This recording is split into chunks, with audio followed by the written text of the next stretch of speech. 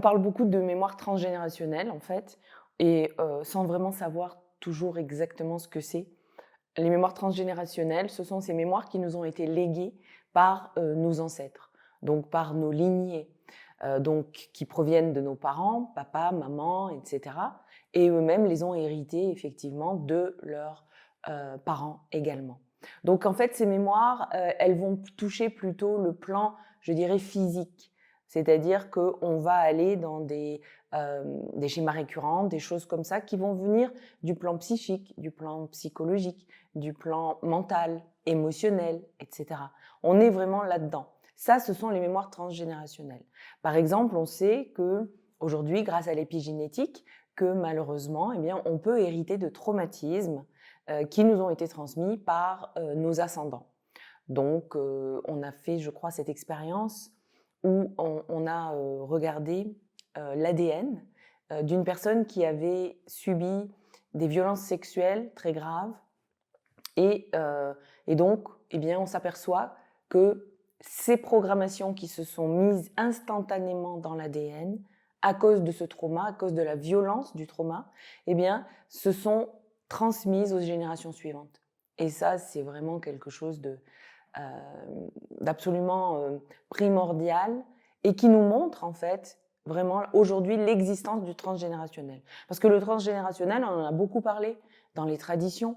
On nous expliquait effectivement qu'on recevait ces influences familiales, etc. Et donc on pensait que c'était plus ou moins ésotérique, plus ou moins dans notre tête, hein, en fait, finalement, mais pas du tout. Ce sont des schémas récurrents.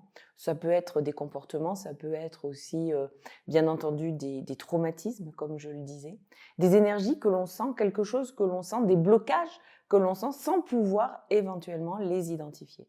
Donc ce sont les problématiques transgénérationnelles, les mémoires transgénérationnelles vont toucher vraiment le plan physique de notre être.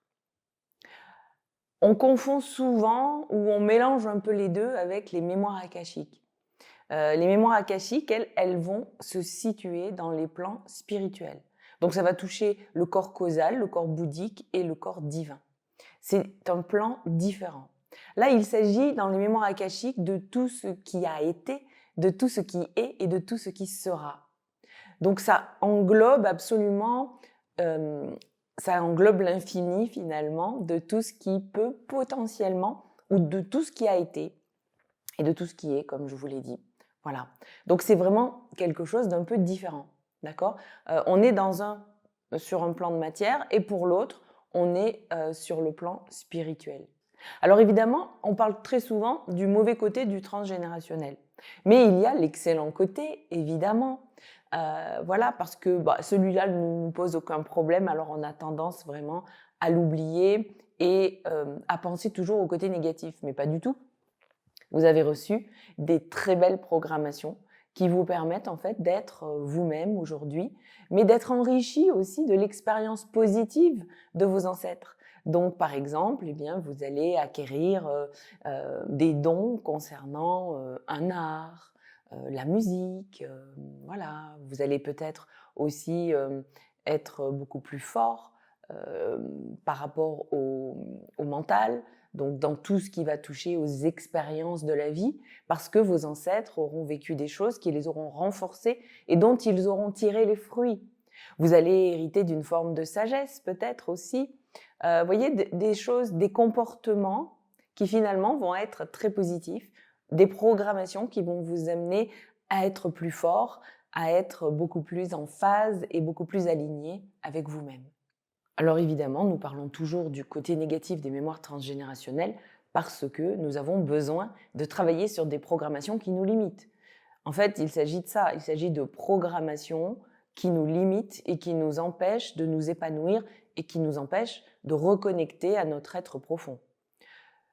Alors on a besoin d'éliminer certaines, de dissoudre, je dirais plutôt, c'est beaucoup plus correct de dire de dissoudre certains types de mémoires, certains comportements répétitifs qui nous amènent à vivre des choses que nous ne souhaitons pas. Il est très important finalement de se réapproprier sa vie et surtout de reconnecter à son pouvoir personnel parce que c'est de ça dont il s'agit. Très souvent, ces mémoires transgénérationnelles qui sont des mémoires un peu traumatiques ou qui sont des mémoires très, je dirais, clivantes, qui vont nous amener à vivre des comportements que nous ne souhaitons pas, que nous subissons, eh bien, le fait de travailler dessus va nous ramener à notre pouvoir personnel et comment le récupérer. Et ça, c'est primordial. Aujourd'hui, nous ne pouvons pas nous passer de notre propre puissance dans notre espace. Travailler sur les mémoires transgénérationnelles, ce n'est pas seulement pour nous-mêmes, mais c'est aussi pour nos descendants. Nous le faisons pour toute notre lignée. Et lorsque nous travaillons sur certains types de mémoires et certaines programmations, voire même certaines énergies transgénérationnelles, eh bien, nous libérons toute notre lignée. Et ça, c'est vraiment quelque chose que nous pouvons faire et qu'il est important que nous fassions parce que, bien entendu, il s'agit de conscience, évidemment. Il s'agit de porter notre conscience sur ces problématiques. Et lorsqu'il y a conscience, eh bien, nous arrivons à résoudre et à avancer librement.